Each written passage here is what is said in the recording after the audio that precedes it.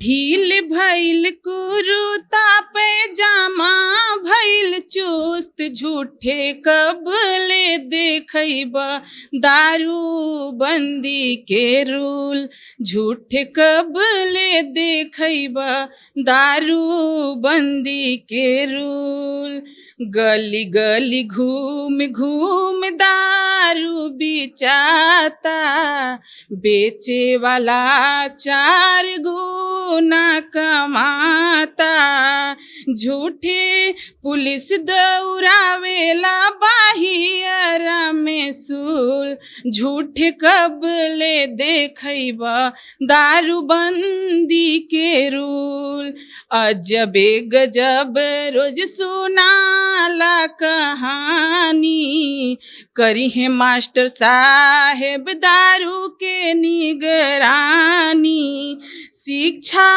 देला डुबाई पूरा सिस्टम गईल झूल शिक्षा देला डुबाई पूरा सिस्टम गईल झूल झूठ कबले देखैबा दारू बंदी के रूल। ये कहते हैं कि नहीं मिल रहा है तो हम कहते हैं कि चलिए हम दिला देते हैं। अच्छा, आप दिला देंगे? मिल रहा है मतलब? मैं सप्लाई करूंगी कुछ दिन में, क्योंकि मैं बेरोजगार घूम रही हूँ तो मैं यही काम करूंगी दारू की सप्लाई। हाँ, और मुझे पकड़ने के लिए तैयार रहे वो। नीतीश चाचा के कोई समझावा कि जाके बतावा कि कैसन बिहार भइल बा बड़का डिग्री रखाइल बफाइल बजियरा लजाइल ई मनवा लाचार भइल बा कोई गुजरात बम्बे करेला मजूरी कौड़ी के भाव कोई करे जी हजूरी कौड़ी के भाव कोई करे जी हजूरी केहू घूमे हाथ छूछे केहू नाही पूछे ये जिंदगी बेकार भइल बा कई कई बरस से बहाली पलट कर सुशासन के राज देखी सांस बाड़े अटकल धीरे धीरे उमरे लागल ढाले कि दाल नाही गाले कि कैसन बिहार भइल बा। 2017 से बिहार में शिक्षक भर्ती की प्रक्रिया चल रही है और अब तक वो संपन्न नहीं हो पाई है। छठे चरण तक की प्रक्रिया संपन्न हो गई है, उनको नौकरी दे दी गई है, लेकिन 7वां चरण का अटक गया है। और हमारे साथ आज सुप्रिया जी मौजूद हैं जो अभ्यर्थी भी हैं, लगातार पिछले 4-5 सालों से लड़ रही हैं कि उनका हक है नौकरी और उनको नौकरी चाहिए। लेकिन वो कहती हैं कि शिक्षा मंत्री साहब के मन में आया होगा तो उन्होंने 7वां चरण की जो बहाली प्रक्रिया थी उसको रोक दिया है। और बाकी हम नमस्कार, मेरा नाम है मोहित कुमार सिंह और आप जनता जंक्शन देख रहे हैं और आज हम इसी चीज पे बात करेंगे कि आखिरकार 7वां चरण की भर्ती प्रक्रिया रोक क्यों दी गई।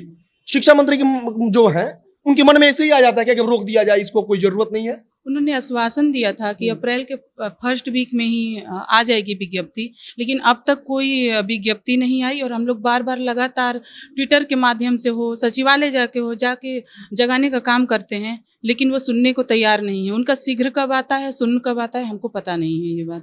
अच्छा, शिक्षा मंत्री साहब ने एक बार कहा था कि दिवाली के समय, हमको याद है कि कहा था उन्होंने कि मिठाई खाइएगा लोग आप लोग दिवाली में।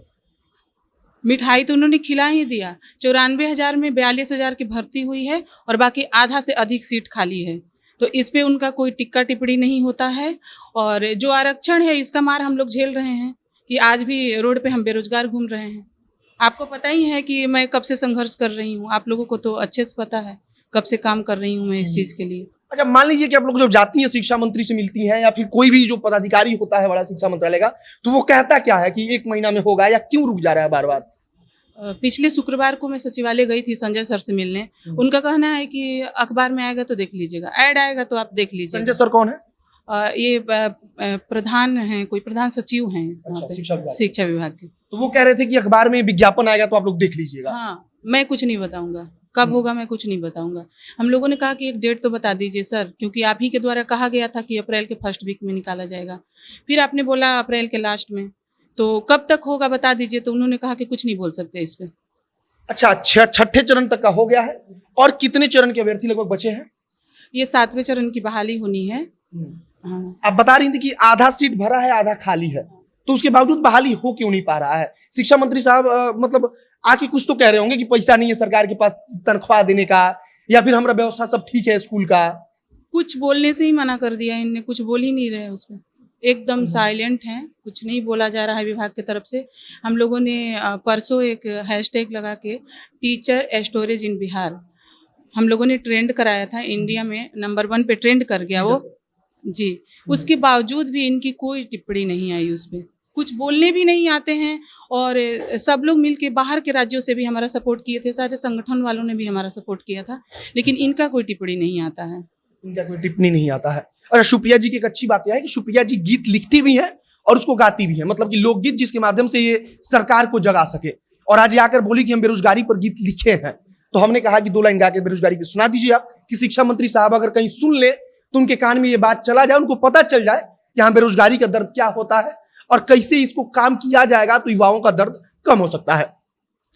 नीतीश चाचा के कोई समझाव कि जाके बताव कि कैसन बिहार भइल बा। बड़का डिग्री रखाइल बफाइल बजियरा लजाइल ई मनवा लाचार भइल बा।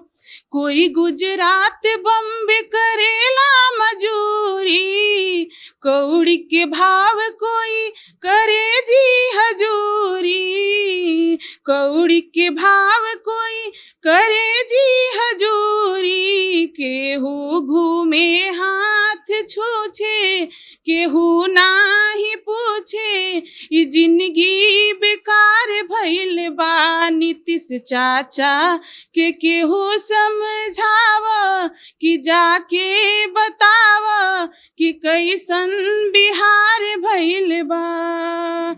कई बरस से बहाली बलट कर सुशासन के राज देखी सांस बाड़े अटकल। धीरे धीरे उमर लागल ढाले कि दाल नाही गाले कि कैसन बिहार भइल बा। नीतीश चाचा के केहू समझाव कि जाके बताव कि कैसन बिहार भइल बा। धन्यवाद। सुन लेंगे नीतीश चाचा? अब लग रहा है कि इस गीत से सुन लेंगे नीतीश चाचा शिक्षा मंत्री? कई बार मैंने जगाने की प्रयास की है, अभ्यर्थियों की आवाज़ बनने की कोशिश की है मैंने, लेकिन आप लोग देख ही रहे हैं अभी तक हम रोड पे ही हैं, तो क्या बोलें। रोड पे बैठने को हम मजबूर हैं, कोई इनका टिक्का टिप्पणी नहीं आ रहा है।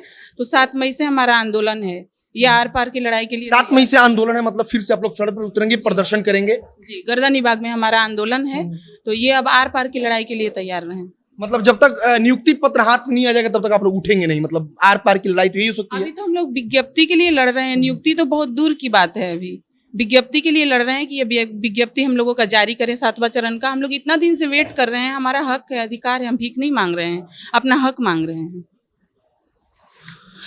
तो बाकी शिक्षा को लेकर के यही है कि बिहार अभी भी उन राज्यों में आता है जो निचले पायदान से शिक्षा में खड़ा होता है।